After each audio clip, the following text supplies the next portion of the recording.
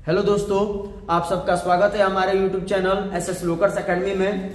तो आज हम लोग जो है साइकोलॉजी मनोविज्ञान में डे 5 में जो MCQ है इम्पोर्टेंट उसको करेंगे। तो आप सभी लोग जो है इस वीडियो को आखिरी तक जरूर देखिएगा और वीडियो अच्छा लगे तो अपने दोस्तों में जरूर शेयर कीजिएगा। और साथ ही जो है अगर आप हमारे चैनल पर नए हैं तो जरूर चैनल को सब्सक्राइब कर लीजिएगा, बेल आइकन को प्रेस कर दीजिएगा ताकि नए नए वीडियो का अपडेट आप सभी लोगों को पहले मिल सके।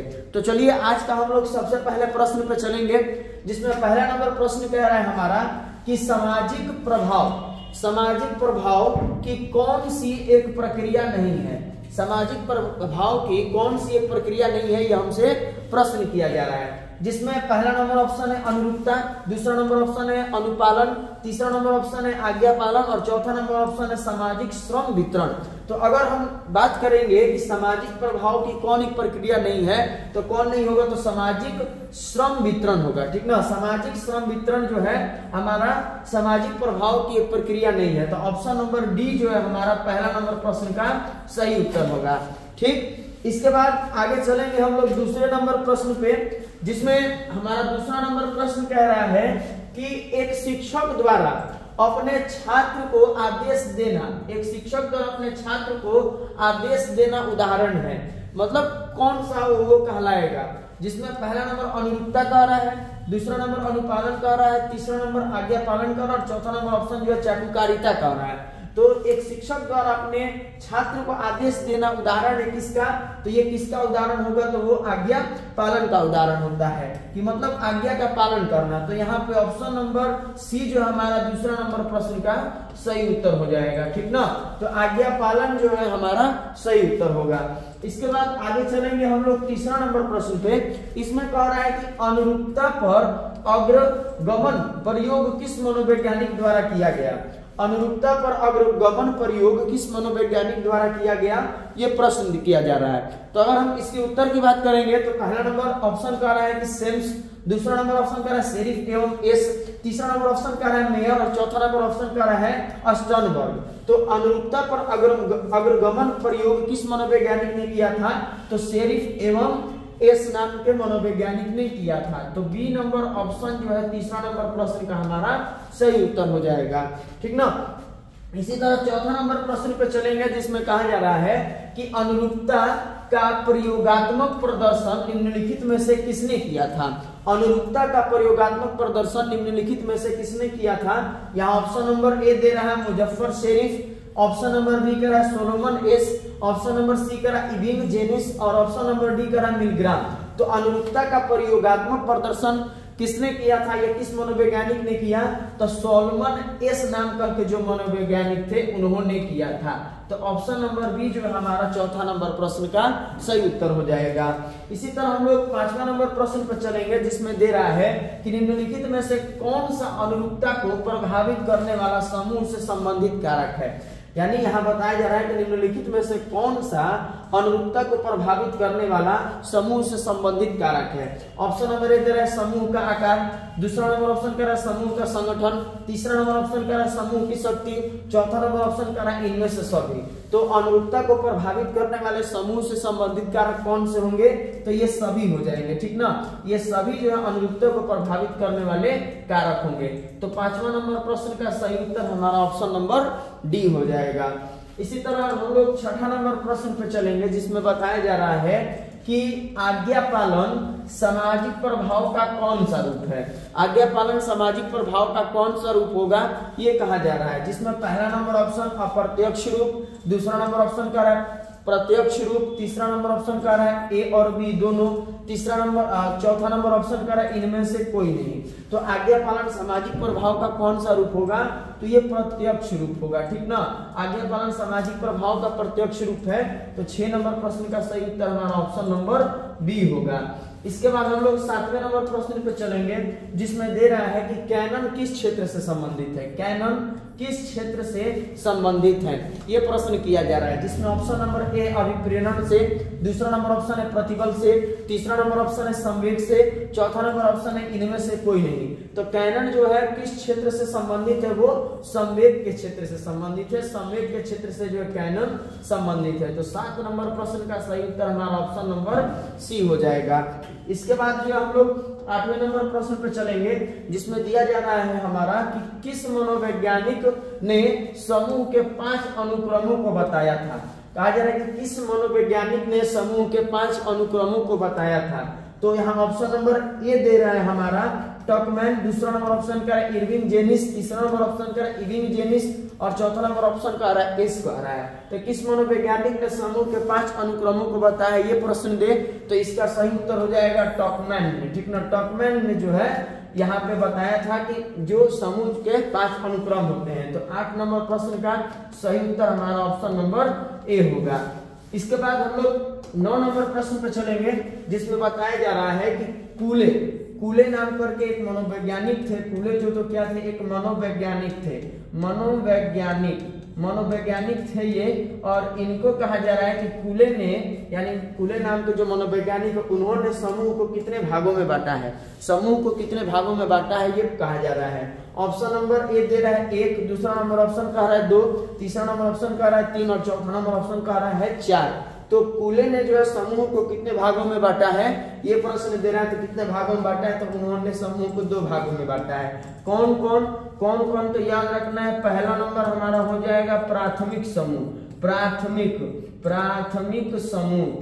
समूह, ठीक, पहला नंबर प्राथमिक समूह।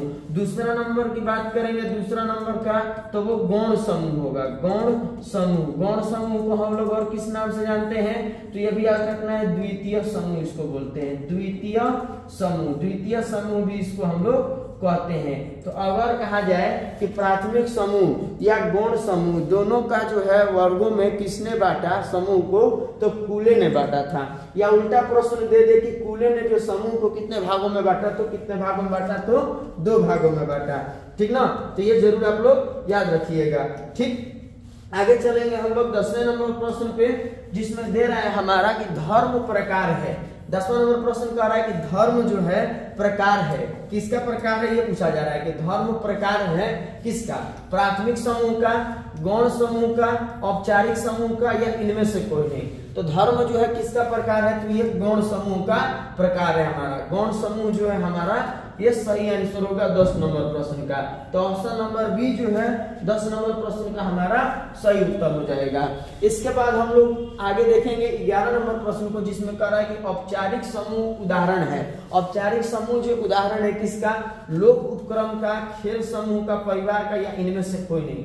तो अगर हम औपचारिक समूह की बात करेंगे तो औपचारिक समूह किसका उदाहरण है, तो ये उदाहरण हो जाएगा हमारा इसका लोक उपक्रम जो है, या औपचारिक समूह का उदाहरण होगा।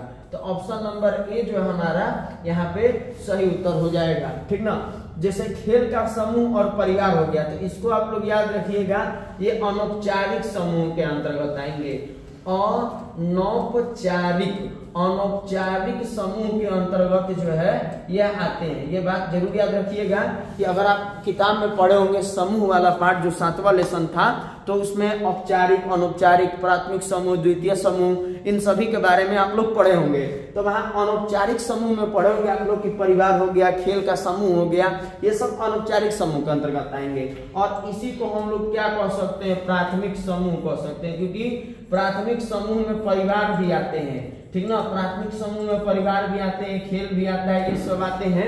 तो हमारा अनौपचारिक प्राथमिक समूह हो जाएगा, और औपचारिक की बात करेंगे तो ये द्वितीय में भी आएगा। तो यहाँ पे उदाहरण में कहा जा रहा है हमसे कि औपचारिक समूह का उदाहरण कौन सा होगा, तो लोक उपक्रम होगा, ठीक, लेकिन खेल समूह, परिवार, ये अनौपचारिक में आएगा। तो ये भी आप लोग को ध्यान में रखना है। ऐसे यहाँ पे 11 नंबर प्रश्न का सही उत्तर हमारा ऑप्शन नंबर ए होगा। ठीक ना, इसके बाद हम लोग 12 नंबर प्रश्न पर चलेंगे, जिसमें बताया जा रहा है कि कौन समूह हम समूह कहलाता है। कौन समूह जो है हम समूह कहलाता है, ये कहा जा रहा है। तो ऑप्शन नंबर ए दे रहा है औपचारिक समूह, ऑप्शन नंबर बी कह रहा है प्राथमिक समूह, ऑप्शन नंबर सी कह रहा है अंतः समूह, और ऑप्शन नंबर डी कह रहा है इनमें से कोई नहीं। तो कौन समूह हम समूह कहलाता है? तो हम समूह कौन सा समूह कहलाता है? तो अंतः समूह कहलाता है, ठीक ना। अंतः समूह जो हमारा क्या होता है? हम समूह कहलाता है, ठीक। तो ऑप्शन नंबर सी जो है यहाँ पे सही होगा। लेकिन एक चीज आप लोग ये भी याद रखिएगा कि वे से जो है वे समूह कौन कहलाएंगे। अगर वे से सूचित करना होगा या वे समूह कहा जाएगा तो वहां पे क्या हो जाएगा? बाह्य समूह हो जाएगा, ठीक ना। वहां पे क्या हो जाएगा? बाह्य समूह होगा, क्योंकि आगे जो अगर प्रश्न अभी हम लोग देखेंगे या आगे कभी भी सीरीज में हम लोग देखेंगे तो वहां से भी ये क्वेश्चन पूछा जा सकता है कि वे समूह से कौन संबंधित है। या हम से दिया है तो हम से अंतः समूह हो जाएगा, वे रहेगा तो बाह्य समूह से होगा, ठीक ना। तो यहाँ पे 12 नंबर प्रश्न का सही उत्तर हमारा ऑप्शन नंबर सी हो जाएगा। ये जरूर आप लोग याद रखिएगा। इसी तरह आगे बढ़ेंगे हम लोग 13 नंबर प्रश्न की ओर, जिसमें दे रहा है कि प्राथमिक समूह की अवधारणा को किसने प्रस्तुत किया? प्राथमिक समूह की अवधारणा को किसने प्रस्तुत किया? तो ऑप्शन नंबर ए दे रहा है थर्स्टन, ऑप्शन नंबर बी कह रहा है कूले, ऑप्शन नंबर सी कह रहा है मैकाइवर और ऑप्शन नंबर डी कह रहा है इनमें से कोई नहीं। तो अभी हम आप लोग को जस्ट थोड़ी देर पहले बताएं कि अगर पूछेगा कि प्राथमिक समूह या द्वितीय समूह का प्रतिपादन किसने किया तो वहां बताना है चार्ल्स कूले ने। चार्ल्स कूले ने किया था, कूले ने। तो यहाँ ऑप्शन में जो है ऑप्शन नंबर बी जो है दिया है वो कूले, तो यहाँ पे हमारा कूले जो है सही उत्तर हो जाएगा। तो 13 नंबर प्रश्न का सही उत्तर हमारा ऑप्शन नंबर बी होगा, ठीक। इसके बाद हम लोग 14 नंबर प्रश्न पर चलेंगे, जिसमें बताया जा रहा है कि निम्नांकित में कौन समूह संरचना का तत्व नहीं है? निम्नांकित में कौन समूह संरचना का तत्व नहीं है? तो ऑप्शन नंबर ए कह रहा है भूमिका, ऑप्शन नंबर बी कह रहा है मानव, ऑप्शन नंबर सी कह रहा है पद, ऑप्शन नंबर डी कह रहा है समूह सोच। तो निम्नलिखित में से कौन समूह संरचना का तत्व नहीं है? तो वह समूह सोच होगा। तो ऑप्शन नंबर डी जो है हमारा 14 नंबर प्रश्न का सही उत्तर हो जाएगा, ठीक ना। इसके बाद हम लोग 15 नंबर प्रश्न पर चलेंगे, जिसमें बताया जा रहा है कि किस कारण लोग समूह में सम्मिलित होते हैं। अब मान लीजिए हम लोग समूह से जुड़ते हैं तो कोई ना कोई हमारा जो है फायदा होगा ही। हम भी कोई काम करते हैं तो कुछ फायदा से करेंगे। तो यहाँ पे वही बात कर रहा है कि अगर लोग जो है समूह से जुड़ रहे हैं तो उनका जुड़ने का कारण क्या है, कि लोग समूह से क्यों जुड़ते हैं, ग्रुप से क्यों जुड़ते हैं। तो वहाँ पे एक कारण दिया है ऑप्शन में, पहला नंबर सुरक्षा। चलिए ठीक है, मान लेते हैं हम लोग समूह में रहते हैं तो सुरक्षा के लिए कि चलो अकेले रहेंगे तो कोई हमको मार पीट के चल जाएगा, अगर समूह में रहेंगे तो कोई हमको बोलेगा कुछ हमको जो है टच भी नहीं करेगा। तो यहाँ पे ऑप्शन नंबर ए जो सुरक्षा तो ठीक ठाक लग रहा है। चलिए दूसरा नंबर का है आत्मसम्मान, सेल्फ रिस्पेक्ट, मतलब हमको आत्मसम्मान मिले तो हम ग्रुप में रहने का कोशिश करते। अकेले रहेंगे तो हमको सेल्फ रिस्पेक्ट अकेले से कैसे मिलेगा? अकेले तो खुद को ही बड़ा कहेंगे, लेकिन लोगों के साथ रहेंगे तो लोग हमको भी उसमें से देखेंगे, जांचेंगे तो कहेंगे हाँ ये फलाना आदमी बढ़िया है, तो ये है। तो यहाँ अपना आत्मसम्मान की बात आएगी, तो ये भी मान लीजिए सही है। तीसरा नंबर ऑप्शन देंगे प्रतिष्ठा, हाँ अपना प्रतिष्ठा के लिए भी हम लोग जो समूह से जुड़ते हैं, तो ये भी बात सही है। तो अगर हम ऑप्शन देखेंगे डी नंबर इनमें से सभी, तो यहाँ पे ये सारा हमारा जो ऑप्शन दिया गया है वो सही हो जाएगा, क्योंकि हम जो है कोई समूह से जुड़ते हैं तो हमारा कुछ उसमें फायदा होगा तभी जुड़ते हैं। तो फायदा में क्या होगा कि हम सुरक्षा हमको मिल जाता है, ठीक, साथ ही हमको हमारा आत्मसम्मान मिल जाता है, इसके अलावा हमें प्रतिष्ठा मिल जाता है, हर चीज मिल जाता है, तो हम समूह से जुड़ जाते हैं। तो इसलिए यहाँ पे ऑप्शन नंबर डी जो है हमारा 15 नंबर प्रश्न का सही उत्तर हो जाएगा। तो समूह से जुड़ने का हमारा कारण सुरक्षा, आत्मसम्मान और प्रतिष्ठा तीनों है। क्लियर? आई गई बात आपको लोग को समझ में? ठीक है, तो आगे चलते हैं 16 नंबर प्रश्न पे, जिसमें दे रहा है हमारा कि उच्चतम संगठित समूह क्या है, या उच्चतम संगठित समूह जो है इनमें से क्या है, ये पूछा जा रहा है। तो उच्चतम संगठित समूह क्या होगा? देश होगा कि परिवार होगा कि सेना होगा कि औद्योगिक संगठन होगा? क्या होगा? तो उच्चतम संगठित समूह जो है हमारा परिवार कहलाता है, ठीक ना। परिवार जो उच्चतम संगठित समूह होता है। तो ऑप्शन नंबर बी जो है हमारा 16 नंबर प्रश्न का सही उत्तर हो जाएगा। इसके बाद 17 नंबर प्रश्न पर चलेंगे, जिसमें बताया गया है कि समूह चिंतन का आविष्कार किसने किया? ये हमसे जो है प्रश्न किया जा रहा है, समूह चिंतन का आविष्कार जो है यह किसने किया था, ठीक ना। तो यहाँ पे याद रखना है कि समूह चिंतन का आविष्कार इरविन जेनिस होगा, लेकिन ऐसे आप लोग कहीं देखेंगे, ऐसे आप लोग कहीं पढ़ेंगे तो एलेक्स ऑसबॉर्न नाम करके व्यक्ति होंगे, एलेक्स ऑसबॉर्न, उनको बताया जाता है कि समूह चिंतन के आविष्कारक है एलेक्स ऑसबॉर्न। एलेक्स जो है एलेक्स ऑसबॉर्न, एलेक्स ऑसबॉर्न जो है इनको कहा जाता है समूह चिंतन के आविष्कारक, ठीक ना।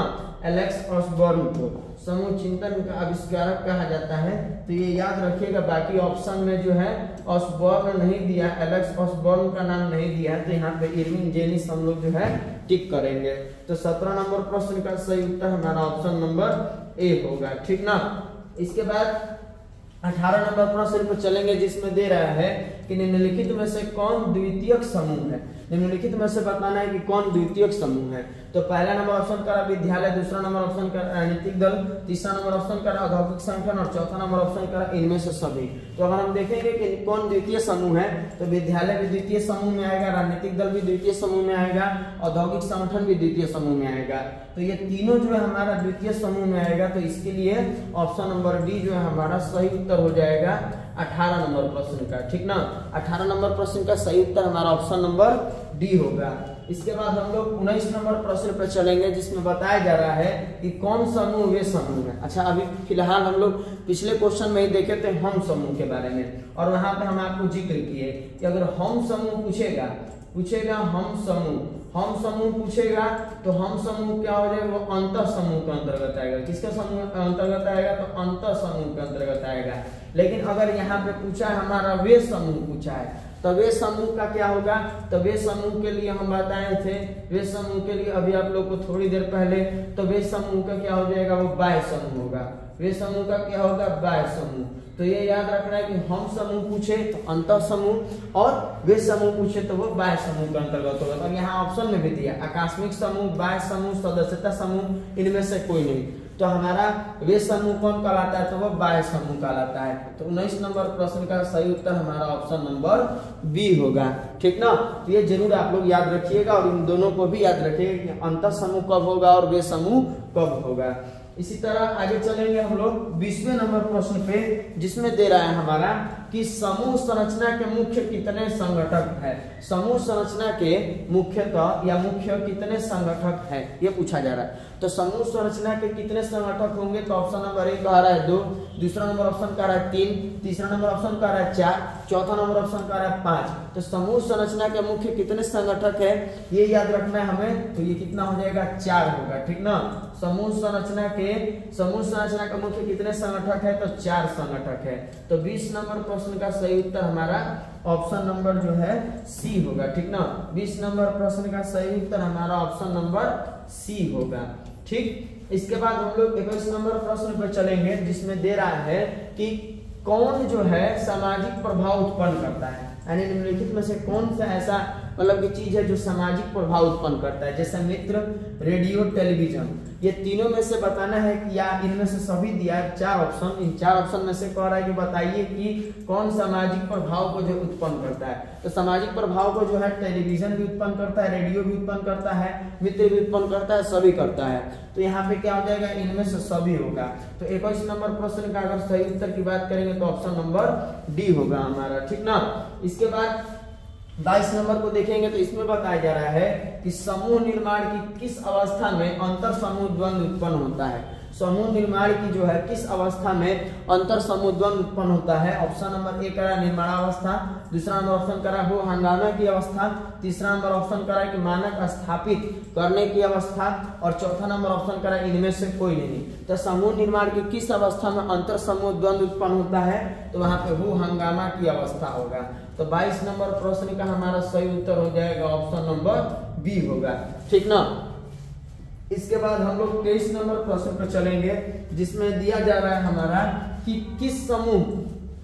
किसी के समूह निर्माण के लिए व्यक्तियों की संख्या कम से कम कितनी होती है। मतलब अगर हम समूह का निर्माण करेंगे तो कम से कम व्यक्तियों की संख्या कितना होना चाहिए। तो कितना होना चाहिए, तो याद रखना आप लोग को 2 होना चाहिए। अगर एक समूह का निर्माण करना है और कम से कम, याद रखना है कि कम से कम में जो है कितने व्यक्ति की आवश्यकता होना चाहिए। तो कितना व्यक्ति की आवश्यकता होना चाहिए, तो 2 व्यक्ति की आवश्यकता होना चाहिए। ऑप्शन में दिया है 4, 3, 2, 5। तो कम से कम जो है अगर एक समूह का निर्माण करना है, ग्रुप बनाना है, तो वहाँ कम से कम में जो है 2 व्यक्ति की आवश्यकता होती है। तो ऑप्शन नंबर सी जो है हमारा इस प्रश्न का सही उत्तर हो जाएगा, ठीक ना। इसके बाद हम लोग आगे देखेंगे चौथा कह रहे हैं 24वां नंबर प्रश्न को, जिसमें कह रहा है कि विश्वविद्यालय एक उदाहरण है। विश्वविद्यालय एक उदाहरण है किस समूह का? अनौपचारिक समूह का, औपचारिक समूह का, आकस्मिक समूह का, या इनमें से कोई नहीं। ये पूछा जा रहा है कि ये किस समूह का उदाहरण है विश्वविद्यालय। तो विश्वविद्यालय के लिए या औपचारिक अनौपचारिक वाले के लिए अभी हम बताएं कि अनौपचारिक समूह को हम लोग प्राथमिक समूह भी बोलते हैं, अनौपचारिक समूह को हम लोग क्या कहते हैं? प्राथमिक समूह भी इसको कहते हैं, ठीक ना, ठीक। और हम लोग जो है औपचारिक समूह को क्या कहेंगे? द्वितीय समूह या गौण समूह भी बोलते हैं। ये बात आप लोग जरूर याद रखिएगा कि अनौपचारिक समूह को प्राथमिक समूह कहते हैं, औपचारिक समूह को हम लोग द्वितीय समूह भी कहते हैं। और विश्वविद्यालय जो है, विश्वविद्यालय ये किस समूह के अंतर्गत आता है? द्वितीय समूह के अंतर्गत, और ये क्या हो जाएगा? हमारा औपचारिक समूह होगा। तो विश्वविद्यालय जो है किस समूह का उदाहरण होगा? तो औपचारिक समूह का उदाहरण होगा। तो हमारा 24 नंबर प्रश्न का सही उत्तर ऑप्शन नंबर बी का होगा, ठीक ना। तो ये याद रखना है आप सभी को कि विश्वविद्यालय किस समूह का उदाहरण होगा? तो औपचारिक समूह का उदाहरण होगा, ठीक। इसके बाद हम लोग जो है 25वां नंबर प्रश्न पे चलेंगे। इसमें कहा जा रहा है, इसको भी वीवीआई करके याद रखिएगा आप लोग, हालांकि सारा ऑब्जेक्टिव जो है सब इम्पोर्टेंट है। जिसमें कह रहा है कि प्राथमिक समूह में व्यक्तियों की संख्या होती है कितना, मतलब प्राथमिक समूह में एक संख्या व्यक्तियों का निर्धारित रहता है कि इतना से इतना रहेगा संख्या व्यक्ति का, तो वो ये समूह कहलाएगा। तो प्राथमिक समूह में व्यक्तियों की संख्या जो है कितना होता है? 2 से लेकर 60 तक, 2 से लेकर 100 तक, 2 से लेकर 200 तक, और उसके बाद असंख्य कह रहा है, मतलब कितना भी हो सकता है, 2, 4, 10, 15, 20 लोग, 1000, कितना भी हो सकता है, तो असंख्य। तो यहाँ पर हम प्राथमिक समूह के व्यक्तियों की संख्या की बात करेंगे तो कितना होता है? तो 2 से 60 होता है, 2 व्यक्ति से लेकर के 60 व्यक्ति तक अगर कोई समूह ग्रुप बना है तो हमारा वो प्राथमिक समूह के अंतर्गत आएगा। लेकिन अगर 60 से बढ़ा या 60 से असंख्य चला गया, कितना भी चला गया, तो वो हमारा क्या होगा? प्राथमिक नहीं, द्वितीय या गौण समूह कहलाएगा, ठीक ना। तो यहाँ ऑप्शन नंबर जो है ए होगा 25 नंबर प्रश्न का सही उत्तर। 2 से लेकर के 60 व्यक्ति तक जो है प्राथमिक समूह कहलाएंगे। इसके बाद आगे चलेंगे हम लोग 26 नंबर प्रश्न पर, जिसमें कह रहा है कि अनुपालन सामाजिक प्रभाव का कौन सा रूप है? प्रत्यक्ष रूप है, अप्रत्यक्ष रूप है, या प्रत्यक्ष या प्रत्यक्ष का मध्य रूप है, या इनमें से कोई नहीं है। तो अनुपालन को भी याद रखना है कि सामाजिक प्रभाव का कौन सा रूप है, तो ये भी एक प्रत्यक्ष रूप है। तो 26 नंबर प्रश्न का हमारा सही उत्तर ऑप्शन नंबर ए हो जाएगा, ठीक ना। इसके बाद 27 नंबर प्रश्न पर चलेंगे, जिसमें बताया जा रहा है कि चाटुकारिता, पारस्परिकता तथा बहु अनुरोध प्रविधियां जो है किन में होती है? अनुरूपता की होती है, कि अनुपालन की होती है, कि आज्ञा पालन की होती है, या इनमें से कोई नहीं होती है। तो अगर चाटुकारिता, पारस्परिकता या बहु अनुरोध की प्रवृत्ति अगर हम लोग देखेंगे तो किसमें होगा? तो वो अनुपालन में होता है, ठीक। तो 27 नंबर प्रश्न का सही उत्तर हमारा ऑप्शन नंबर बी होगा। अनुपालन में जो चाटुकारिता, ठीक, पारस्परिकता या बहु अनुरोध की प्रविधि देखी जाती है। इसके बाद जो है हम लोग 28 नंबर प्रश्न को देखेंगे, जिसमें बताया जा रहा है कि किस मनोवैज्ञानिक ने 3 प्रकार के सामाजिक प्रभावों के बीच अंतर स्थापित किया। किस मनोवैज्ञानिक ने जो है, कहा जा रहा है कि किस मनोवैज्ञानिक ने 3 प्रकार के सामाजिक प्रभावों के बीच अंतर स्थापित किया। केल्मैन ने, जेम्स ने, हॉर्रेस ने, इंगटस ने। किसने किया? तो यहाँ पे याद रखना है केल्मैन ने किया था, केल्मैन ने जो है ये किया था। तो ऑप्शन नंबर ए जो है 28 नंबर प्रश्न का हमारा सही उत्तर हो जाएगा। इसके बाद जो है 29 नंबर प्रश्न पर चलेंगे, जिसमें बताया जा रहा है कि समूह संघर्ष का कारण कौन नहीं है। समूह संघर्ष का कारण कौन नहीं है? तो ऑप्शन नंबर ए कह रहा है कि संचार की कमी, ठीक। दूसरा नंबर ऑप्शन कह रहा है कि सापेक्ष वंचन, तीसरा नंबर ऑप्शन कह रहा है पुरस्कार संरचना, और उसके बाद चौथा नंबर ऑप्शन कह रहा है इनमें से सभी। तो समूह संघर्ष का कारण जो है कौन नहीं है, अगर उसकी बात करेंगे तो यहाँ पे जो है सभी हो जाएगा, ठीक ना। सभी जो है हमारा समूह संघर्ष का कारण नहीं है। संचार की कमी भी नहीं है, सापेक्ष मंचन भी नहीं है, पुरस्कार संरचना भी नहीं, ये तीनों नहीं है। तो ऑप्शन नंबर डी जो है हमारा 29 नंबर प्रश्न का सही उत्तर हो जाएगा। इसके बाद हम लोग 30 नंबर प्रश्न जो आज का हमारा आखिरी प्रश्न है इस सीरीज का, जिसमें दे रहा है कि निम्नलिखित में से किसमें प्रोत्साहन परस्पर निर्भरता पाई जाती है। निम्नलिखित में से किसमें प्रोत्साहन परस्पर निर्भरता पाई जाती है, जिसमें पहला नंबर ऑप्शन है सहयोगी पारितोषिक संरचना, दूसरा नंबर ऑप्शन का प्रतिस्पर्धात्मक पारितोषिक संरचना, तीसरा नंबर ऑप्शन का अंतर्व्यक्तिक संप्रेषण और चौथा नंबर ऑप्शन का इनमें से कोई नहीं। तो निम्नलिखित में से किसमें प्रोत्साहन परस्पर निर्भरता पाई जाती है, तो किसमें पाई जाती है, तो याद रखना सहयोगी पारितोषिक संरचना में। सहयोगी बोलने में भी मिस्टेक हो रहा है, बहुत लंबा नाम है, सहयोगी पारितोषिक संरचना होगा, सहयोगी पारितोषिक संरचना। ठीक, अब सही है कि सहयोगी पारितोषिक संरचना में जो है प्रोत्साहन परस्पर निर्भरता जो है पाई जाती है। तो ऑप्शन नंबर ए जो है हमारा 30 नंबर प्रश्न का सही उत्तर होगा। तो यह था टोटल हमारा इस रामबाण सीरीज में, साइकोलॉजी के रामबाण सीरीज में 5वां दिन, जिसमें आज भी हम लोग जो टॉप 30 इंपॉर्टेंट क्वेश्चन को किए। अब आप सभी लोग जो है कमेंट में ये बताइएगा कि इन 30 प्रश्नों में से जो है आप सभी लोगों ने कितना प्रश्न हल किया, और ईमानदारी से बताइएगा कि सारे लोगों का कमेंट में जो है डेली पढ़ता हूँ, डेली चेक करता हूँ। कुछ लोगों ने, विद्यार्थियों ने बताया कि एक आध दो क्वेश्चन में पिछले के वीडियो में मेरे जो साइकोलॉजी टेस्ट बोल रहे हैं, साइकोलॉजी जो एमसीक्यू की ये सीरीज चल रहा है उसके तीसरे नंबर दिन में जो है एक दो प्रश्न में मिस्टेक हुआ है।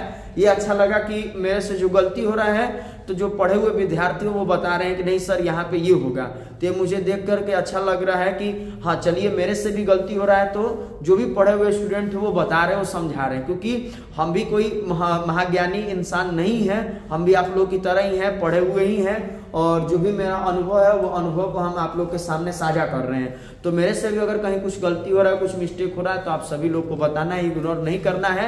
मैं उसमें सुधार लाऊंगा कि मैं अच्छे से अच्छे जो है आप लोग को कंटेंट प्रोवाइड करूं, ताकि जो है आप लोग को एकदम साइकोलॉजी में जो है करेक्ट आंसर करके, ऐसा नहीं आप हर जगह देखते होंगे तो कहीं ना कहीं जो है सेट में कहीं भी देखते होंगे कि गलतियां मिलती होंगी। तो मैं अपने तरफ से 100% कोशिश कर रहा हूं कि मैं कहीं भी आप लोग के लिए गलती ना करूं, और जो भी क्वेश्चन लाऊं, जो भी प्रश्न लाऊं, तो वो सटीक और सही आंसर के साथ लाऊं, जिससे आप लोग को कोई दिक्कत परेशानी न हो।